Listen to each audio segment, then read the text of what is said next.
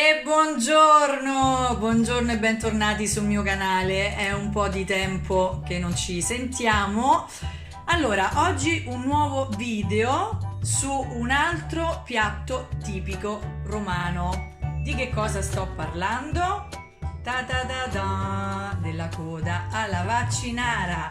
Quindi oggi veramente un piatto particolare, semplice da fare ma difficile da trovare.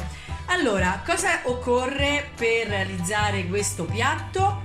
Occorre chiaramente la coda alla vaccinara, in questo caso è vitellone, quindi vitellone, ed è 1 chilo. 1 chilo è per 3 persone. Poi abbiamo bisogno di olio extravergine di oliva, questo è fatto da noi, quindi se avete l'olio fatto in casa è meglio, ma se non lo avete non c'è problema. Poi la salsa di pomodoro, anche questo prodotto nostrano. Ci occorre la cipolla decidete voi, o bianca, quella classica, o rossa, vino da cucina, peperoncino e sedano 500 grammi. E allora, cosa dire, cosa aggiungere? Non dimenticate di iscrivervi al mio canale, non dimenticate di mettere un bel pollice all'insù e cominciamo subito. La prima cosa che vado a fare è preparare il fondo per soffriggere la coda, la nostra coda. Quindi mi servirà e ci servirà mezza cipolla bianca e solo un pezzettino di sedano, e l'altro rimanente, perché abbiamo detto appunto che ci serve mezzo chilo di sedano, 500 grammi, lo teniamo perché lo andremo a mettere dopo. Quindi in questo momento tritiamo la cipolla e un pezzo di sedano. Io mi aiuto per fare prima con questa macchinetta, ma potete tagliarlo a coltello. Eccolo qua, finemente tritato. Adesso lo andiamo a mettere nella nostra casseruola, perché come il ragù, quando facciamo questo tipo di cucina, servono sempre le pentole a bordi alti, come questa qua. Vi ricordo che questo piatto necessita, come il ragù, di tante ore di cottura, quindi parliamo di 3 ore di cottura, 2 ore e mezza, e quindi chiaramente ci serve una pentola che abbia una certa altezza. Versiamo il nostro olio di oliva extravergine e prepariamo appunto la base per il nostro soffritto. Mettiamo tutto il nostro, voilà, a soffriggere.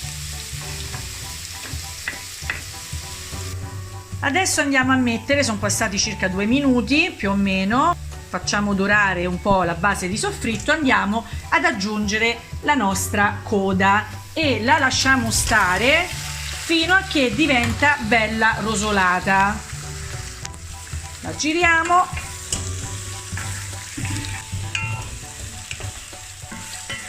Stiamo rosolando la nostra coda. A questo punto possiamo aggiungere, per chi vuole ovviamente, il peperoncino, ma per chi magari non ama i sapori piccanti può anche farlo senza, ma nella ricetta peperoncino ci vuole. Quindi mentre facciamo la doratura della coda aggiungiamo il nostro peperoncino. Sta rosolando, ve la faccio vedere che bella che è, vedete? Considerate dai 5 ai 10 minuti di cottura per farla rosolare bene. Mentre aspettiamo che si rosoli bene la nostra coda, cosa facciamo? Andiamo a prepararci il nostro sedano. Prendiamo la nostra frusta di sedano intera e andiamo a tagliarla a pezzi di circa 5 cm. In questo modo togliamo veramente la parte in fondo, considerate sui 5 cm, e lo tagliamo tutto.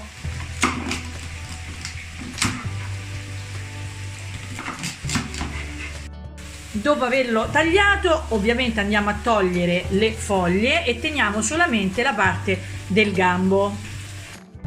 Tagliato a 5 cm, cosa facciamo? Andiamo a fare altri pezzi in maniera così verticale, quindi lo tagliamo ancora più sottile. Lo fate tutto. Dopo che avete finito, questo è venuto un pochino più lungo ma non fa niente, dopo che avete finito di tagliare tutti i pezzettini in questo modo, andiamo a sciacquarlo. Guardate, abbiamo raggiunto la giusta cottura, quindi dopo che è rosolato bene bene, aggiungiamo a questo punto il nostro mezzo bicchiere di vino. Messo il vino, dobbiamo aspettare che il vino evapori, quindi che si asciughi. Quando vediamo che è bello asciutto, il sughetto sotto, andiamo ad aggiungere quello che abbiamo preparato, cioè il sedano e il pomodoro, la salsa. Adesso è pronto. Adesso aggiungiamo il nostro pomodoro, quindi la nostra bottiglia di pomodoro, poi l'allunghiamo un pochino con l'acqua in maniera tale che la coda sia completamente coperta e poi aggiungiamo sedano e saliamo. Mettiamo tutta la nostra bottiglia di pomodoro. Come vedete non copre completamente la coda e quindi aggiungiamo l'acqua. Possiamo metterla direttamente anche nella bottiglia, così si pulisce bene. Aggiungiamo l'acqua fino a che si copre completamente. Ecco qua, come vedete è coperta perché si deve cuocere. Adesso andiamo a mettere anche il nostro sedano. L'abbiamo lasciato scolare, lavato e scolato bene, e lo aggiungiamo.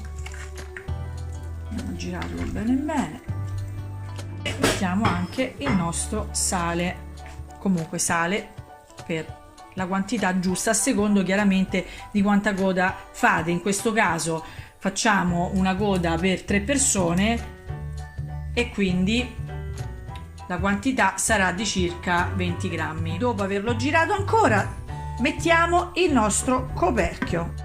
Adesso, dopo averlo coperto, cosa facciamo? Aspettiamo che prenda il bollore e poi abbassiamo il fuoco e lo facciamo cuocere a fuoco lento, a fuoco basso, per circa 2-3 ore. È ovvio e sottointeso che dipende anche dalla grandezza della coda, perché se i pezzi sono più grandi, ovviamente la cottura sarà maggiore. Però in linea di massima con 2 ore / 2 ore e mezza è pronto. Quindi adesso aspettiamo che raggiunga il bollore e poi abbassiamo la nostra fiamma. La coda alla vaccinara è pronta, come potete vedere. Allora, abbiamo impiegato circa 3 ore di cottura, però voglio precisare che questa è coda di vitellone, quindi se trovate invece in alternativa la coda di manzo, considerate un pochino di più, perché il manzo è una carne un pochino più dura e quindi ci mette un po' di più a cuocersi. Quindi adesso cosa fate? Un consiglio: lasciatela riposare prima di servirla, nel senso che vedete come si apre? Fantastica, mamma mia che bontà. Quindi il consiglio è quello di lasciarla riposare, perché così si insaporisce ancora meglio, e poi riscaldarla al momento di servirla, perché fidatevi che il gusto sarà migliore. Ed eccoci qua, il piatto finito. Guardate che spettacolo. La coda è pronta quando la carne si stacca benissimo dall'osso. Vi faccio vedere. Guardate, guardate come si apre. Vedete? Si apre perfettamente. Eccola qua. Vedete? Come si stacca perfettamente dall'osso. Allora, non mi rimane altro che salutarvi. E non dimenticate come sempre di mettere un bel like, pollice all'insù, iscrivetevi al canale e noi ci vediamo al prossimo video. Buon appetito!